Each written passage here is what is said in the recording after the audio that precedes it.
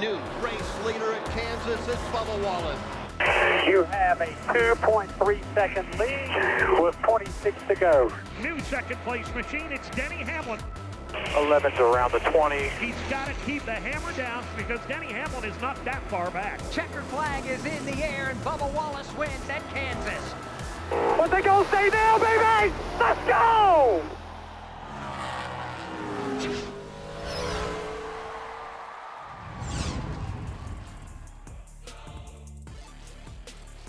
Hey race fans, welcome to the preview show delivered by DoorDash. I'm Kim Coon alongside Alan Cavanna, and there is Clicking. no place like home. I love it. She's wearing ruby red shoes because we're going back to Kansas. Second time this year, this time for a playoff. So much more on the line and a great place to do it. So what are you paying attention to as we head to the second race of the round of 16? I'm paying attention to the drivers that are on top right now. I'm thinking Denny Hamlin. I'm thinking Kyle Larson after his win in Darlington. But let's also think back to the spring. It came down to those two drivers. Ooh. Kyle Larson leads the most laps in the spring, but it's Denny Hamlin knocking Larson out of the way on the final lap to get that victory. And then we think back to last week at Darlington. Denny Hamlin leads the most laps, but it's Kyle Larson getting the win. The cream just seems to be rising. Those two seem to be near each other, talked about together as a pair throughout the year, and I think it's the same thing this weekend. Denny Hamlin in the 11, Kyle Larson in the 5. They will be dueling out again in Kansas. I agree, but I'm going to take it further. I think it is Kyle Larson to victory lane at Kansas. They got that Darlington win. They have no pressure on them for the rest of this round, so they can just go out there and race. And then you look at Kyle's stats there. 4 straight finishes of 8th or better, 3 of which were top 2s, including a win. Kyle Larson to victory lane at Kansas for me. If Kyle Larson goes 2 for 2 to open the playoff, first of all, what a statement after not winning for a long time, but it would also be Hendrick's 300th win. Think about that in the NASCAR scheme of things, 75 years, 300 wins for Team Hendrick. Talk about a dynasty. That'll be a big deal when and if it happens, maybe this weekend. I do think, though, the 5 and the 11 will battle. You look at Denny Hamlin, he's got 4 wins at Kansas. That's the most all time. You mentioned the spring race. So what did teams learn and what did they add to their notebooks for the spring race? We just came off of Darlington. We know you have to run the high line there, but in the last couple of years, Kansas has proven if you want the speed, you have to go to the fence. So I think it's the drivers who are willing to put it up there, and to do that, you have to have a good car. Your car cannot be too loose, or you might just lose it. The other thing I think they learned from this spring Kansas race, do not get in Denny Hamlin's way.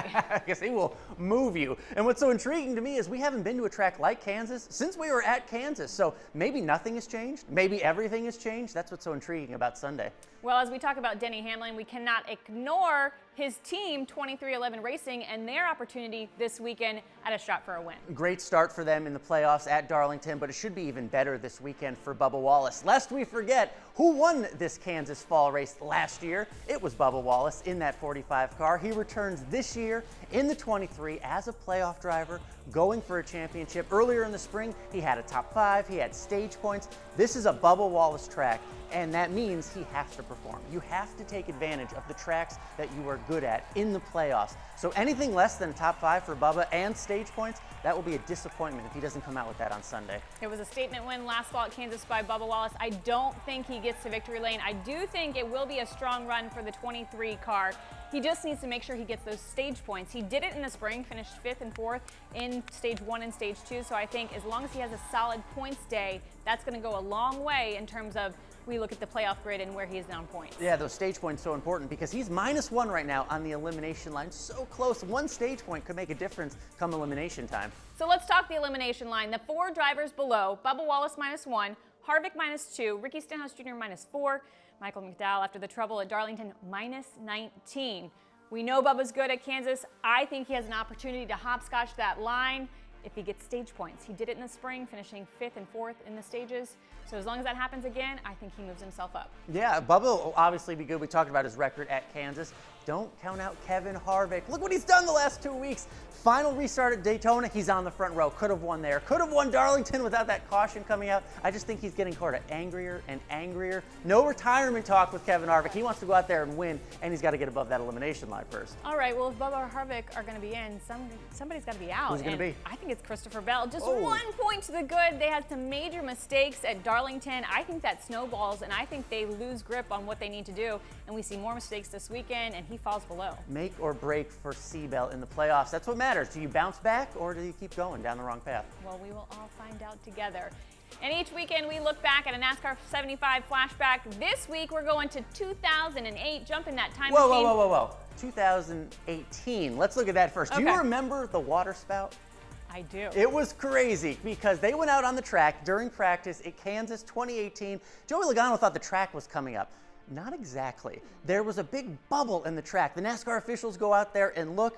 They drill into it, and it starts shooting like Old Faithful. There was geysers of water coming out of the track. I've never seen anything like that before. Then they turned to the big old saw to get that water out of there. They fixed it. They got all the water out of there, but a very odd, memorable sequence at Kansas that day. Definitely strange. Hopefully we don't see that this weekend. So that was 2018. Now let's go back another 10 years, 2008. It was the original attempt at the video game move. Carl Edwards and Jimmy Johnson putting on a show at Kansas Speedway. Edwards tries the slide job pass on Jimmy, but takes it way to the outside.